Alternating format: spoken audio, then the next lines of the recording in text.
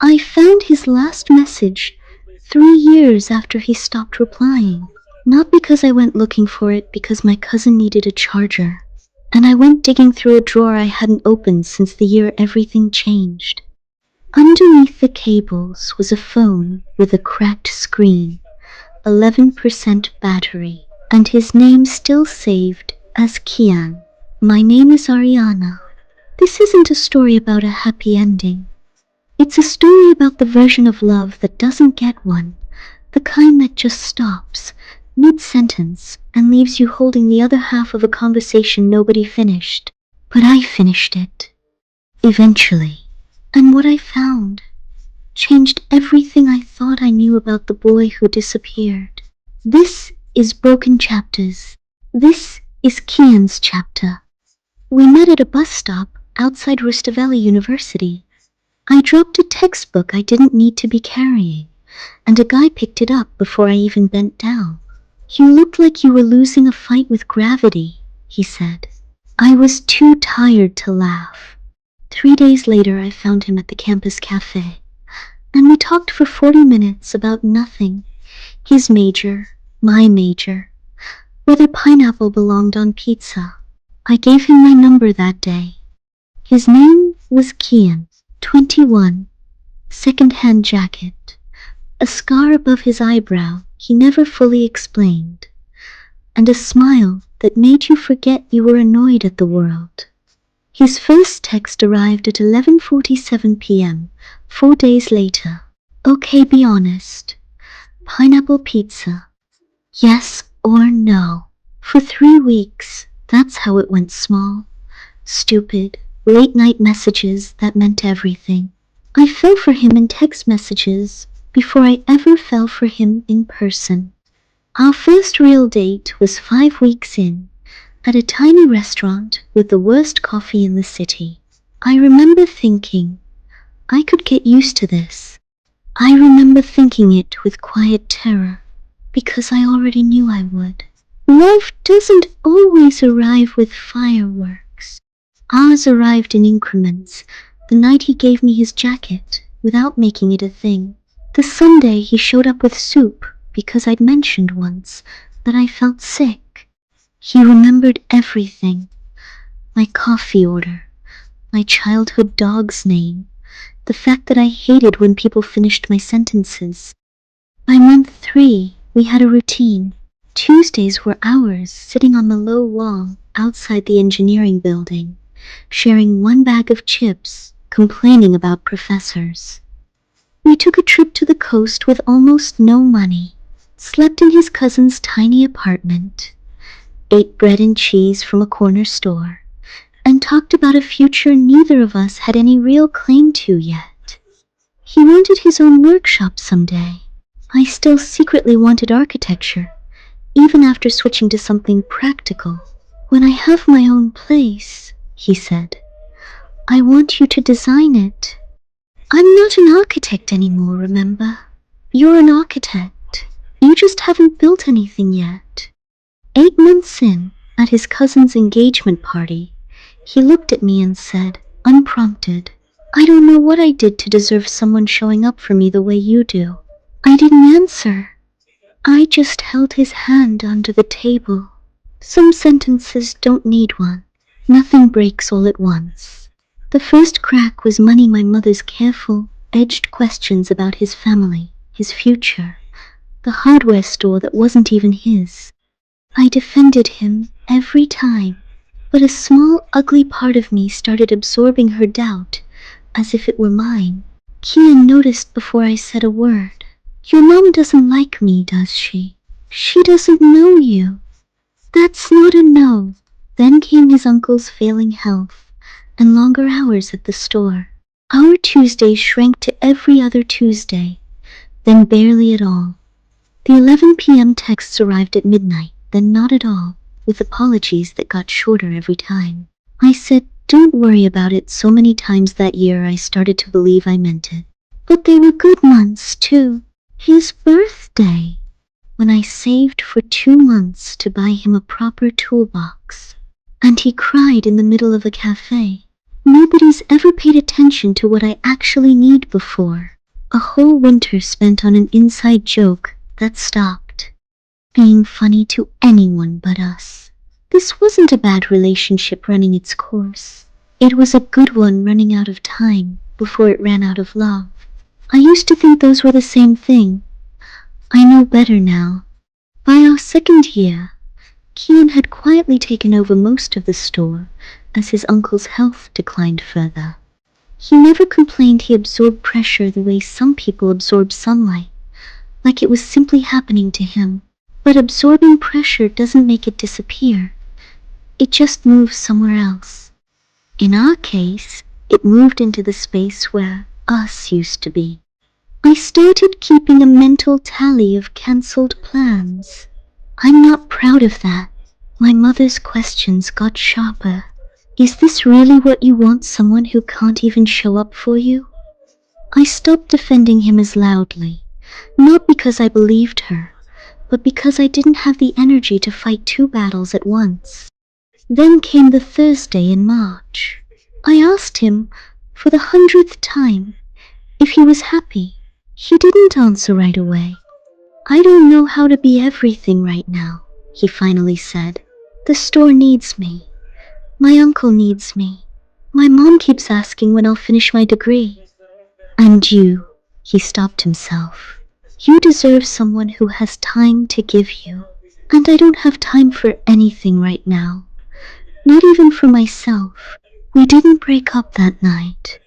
We just went quiet, two people at opposite ends of a bridge, being taken apart, plank by plank. Neither of us willing to say this is over, because saying it would make it permanent. I need some time to figure things out. Is that okay? How much time? I don't know. I just need to breathe. Okay, take the time you need.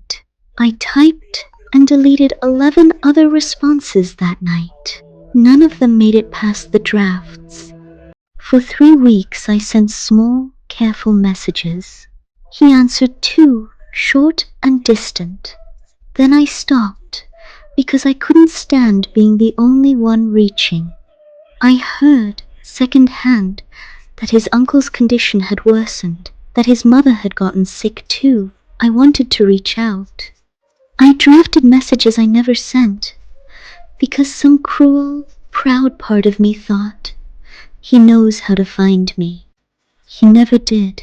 Not a message, not a call, not even an accidental one. A year later, I stopped flinching at his name. I called that healing. Some of it was. Some of it, I think now, was just a quieter kind of grief. The kind you don't cry through. You just carry, until it gets light enough to forget you're holding it. I didn't recognize the phone at first until I saw the small moon sticker on the back, peeling at the corner. I put it there myself, because he always said I lit up a room like a full moon on a cloudy night. My cousin's charger barely fit the port. 11% became 9 while I sat on the floor, terrified to find out if it would even still turn on. It did. The lock screen was a photo I didn't know existed, me laughing on the coast trip, taken when I wasn't looking. The passcode took 6 tries.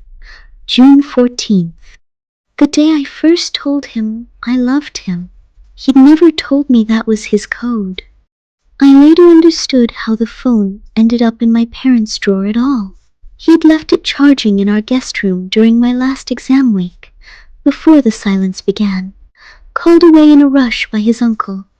It got swept into a drawer during spring cleaning and forgotten by both of us. In the chaos of everything that came after, what I found on it did not match the story I'd spent 3 years telling myself. Our text thread ended exactly where I remembered. Take the time you need. Read at 11:52 p.m. Nothing after. But he'd kept writing, not to me, to a notes app, labeled simply Ari. 41 entries. I'll give you a few. In order, because grief usually only makes sense backwards. 4 days into the silence, I told her I needed time. What I actually needed was time to figure out how to tell her my uncle has maybe 6 months. I couldn't say it out loud. I think if I said it, it would become real. 7 weeks in, I drove past her building tonight, sat outside for 20 minutes with the engine off, then drove home. She doesn't deserve to be somebody's emergency contact. For grief they don't even know is happening. 2 months in, Mom's diagnosis came back today. Not good. I keep a version of myself functioning enough to fix a broken hinge and smile at customers. None of them know I go home and sit in the dock for an hour before I can do anything else. 3 months in, Uncle Rasul passed this morning. I was holding his hand. He told me, near the end, "Go find her. Don't be like me, working until there's nothing left to give it to. The store is mine now, whether I wanted it or not. There's no version of going to find her that fits into any hour I currently have." 9 months in, I have the message typed more times than I can count. "I'm sorry. Here's everything I never told you. I never send it." Enough time has passed that reaching out doesn't feel like reconnecting anymore. It feels like intruding on a life I gave up my place in. 11 months in the last entry. Mom's better. Not fully, but better. The store's stable for the first time since Uncle Rasul passed. Someday, if I'm brave enough, I'll finally send this to her, all of it at once, and let her decide. I don't know if I'll ever be brave enough to choose. There was nothing after that. Not abandonment. A person quietly surviving something enormous, without the language yet to hand any of it to the one he loved. I had built a version of myself that survived Kian by deciding he hadn't loved me enough. It's easier to survive an ending you can be angry at than one you can only grieve. Anger gives you somewhere to put the pain. Grief just asks you to carry it. Now I didn't even have the anger. I just had a phone at 7%, and a decision to make. I asked myself the only question that mattered. Did I want to know how his story ended, or keep living inside the version where it simply stopped? I chose to find out. A mutual friend told me the store was still open, same location, now fully his. 3 days later, I drove there, hands shaking on the wheel, and sat outside for 20 minutes before I found the courage to walk through the door. The same 20 minutes he once spent outside my building. He was behind the counter, sorting hinges. When he looked up, his face did something I can't fully describe. Not shock, not joy, something more fragile than both. Like bracing for a memory to hurt, and realizing it had just walked in wearing a coat. "Ari, hi Kian. I found your phone, in a drawer. You left it there before finals." I looked for that phone for weeks. Understanding dawned. "You read it. All of it. 41 entries." He set down the hinge carefully, like his hands needed something to do while the rest of him fell apart. "I don't know what to say to you. I've thought about it for 3 years, and now, you don't need the right words. I came here because I spent 3 years believing you just stopped loving me. That isn't what happened.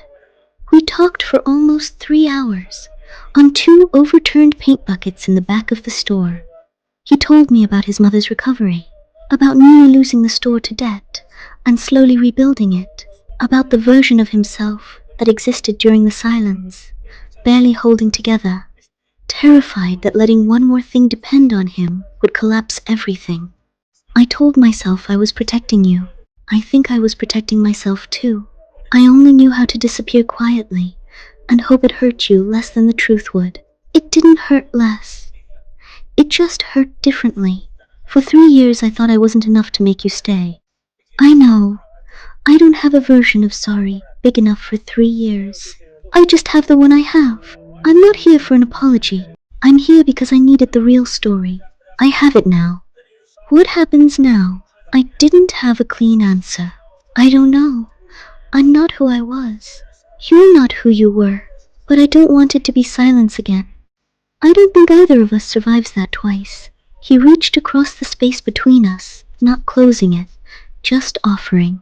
Then let's not let it be silence. Whatever this is. I took his hand. I told my mother first. I expected an argument. Instead, she listened to everything, then said quietly, I didn't like him because I was scared for you. I was wrong about the reason. I wasn't wrong that it would hurt you both the same amount. My friends were more cautious. People don't usually change that much in 3 years. One said, what if the store swallows him again? I didn't have a guarantee. I still don't.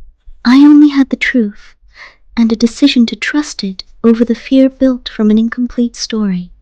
Kian's mother invited me for tea 2 months later. I prayed for this, she said. I watched my son disappear into himself for 3 years, and I knew exactly why.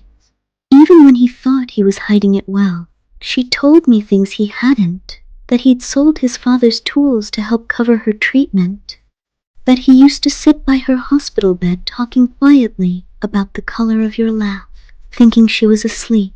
6 months in, we started a rule. Every Tuesday, one question neither of us could answer with, I'm fine. What's actually been hard this week? Kian went to therapy, his own choice. I untangled my own habit of measuring my worth by how needed I was. We weren't perfect. In month 4, when the store hit a rough season, I watched him start slipping into old patterns, shorter replies, growing distance. This time, I said something instead of quietly absorbing it. I need you to talk to me right now. I already know what happens when we let this go quiet. The store's behind on payments. I didn't want you to think I was falling apart again. I don't need you to never fall apart. I need you to not disappear when you do. Okay, I can do that. That moment mattered more than the reunion itself, proof we'd actually learned something from losing each other the first time. A year later, the store had a new name, Rasul & Co., and a small workshop attached to the back. The one he'd promised, years earlier, on a beach we couldn't afford, that I would design. I'd finished my architecture degree by then, the real one. We weren't engaged.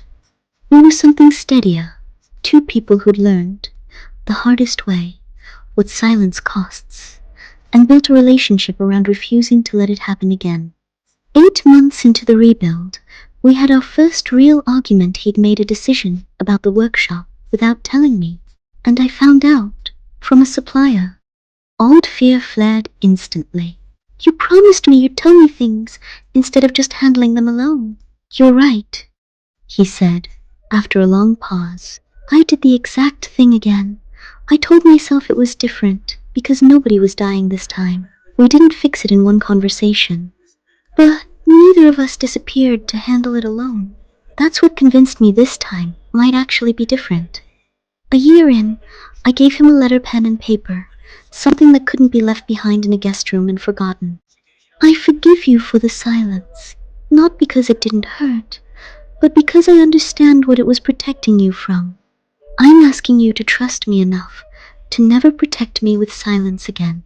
He keeps it in the drawer, beneath the register. Every time I think about handling something alone, he said, I open this drawer first. Heartbreak lies to you, not always through cruelty, sometimes through silence. Through the human habit of filling a gap with the worst possible explanation because it feels safer than uncertainty. I spent 3 years believing I wasn't enough for someone who, it turns out, loved me enough to try to protect me from a burden he didn't think I could carry. If there's one thing I'd ask you to take from this, silence is not information.